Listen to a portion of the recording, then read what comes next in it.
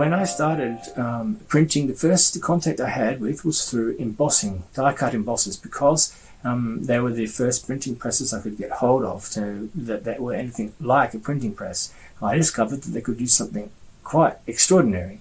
That means they come with little folders that make little embossings, intricate embossings into paper, indelible little designs, and they are exquisite. And I wanted to do printing, but I discovered that it could do this, and I knew that I had to find a way to do that myself. Now, I didn't realize what the difference was between that embossing was only a certain length. I had the idea that they were all that it would be a varied shape, and that everyone would want to impress paper like this, and everyone would have their own way to do it. But it turns out that no one does. I haven't been able to find anyone who can make their individualized folders that impress paper. Now, the ones I initially designed I could use with embossing devices, but since I've got various printing presses, upright ones and etching presses, and ones that I've made myself, pressing down or through rolling through, like this one, and I found that my soft embossing folders, soft impression folders, weren't very good for that, because they were the etching press would push them would stretch them into oblivion. So I eventually decided that I would find a way to be able to put them through my etching press. So I designed a hard structure in which I would place the engravings and the mold of the engraving.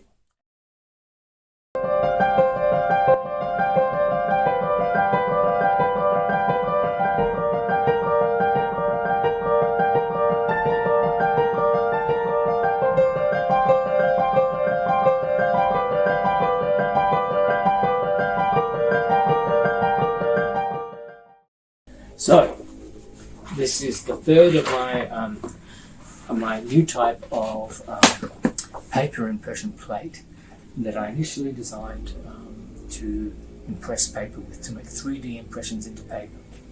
This is the original, which I melted and carved and used rotary multi-tool to make a 3D furrows and curves in various places, but particularly with a pyrography gun with a temperature control, or a soldering iron with a temperature control.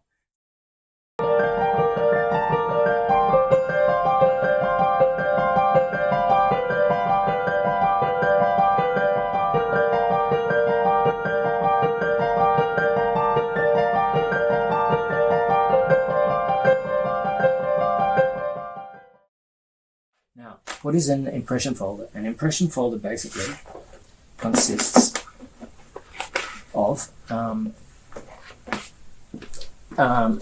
engraving and a mold of the engraving. The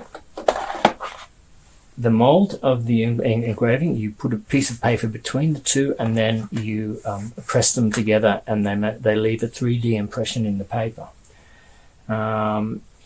You have to, when you make the carving, you have to carve into it, and knowing that what you carve in a mirror image, so as you can see, this is that will be what will push above the paper when you take it out in the end. So this is the engraving plate. Now, secondly, there is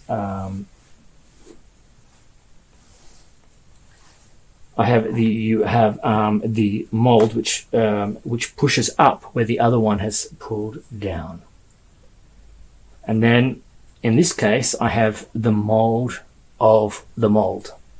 I've built them into a hard foundation so that the two plates won't slide apart.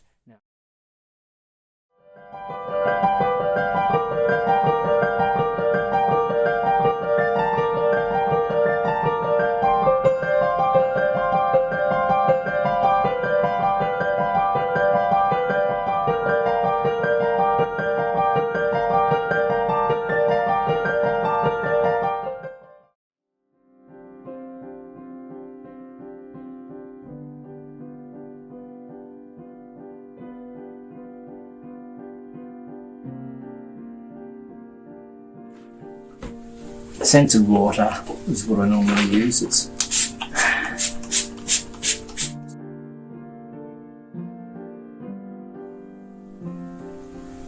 So I just put the damp sheet of paper between the two sheets.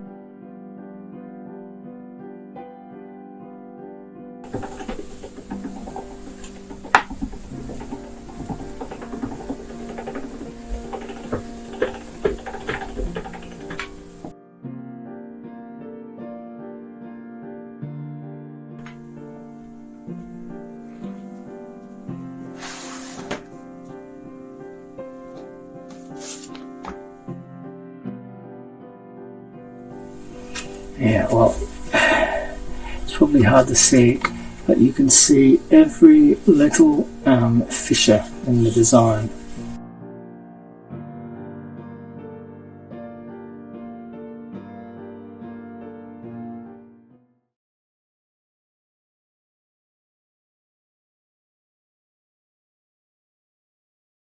There we go, 3D impression folders made out of all sorts of different substances, soft and hard, that have been made into, put into a hard foundation so that I can make them on in my etching press without smashing, pulling, deforming in any number of ways the plates I made.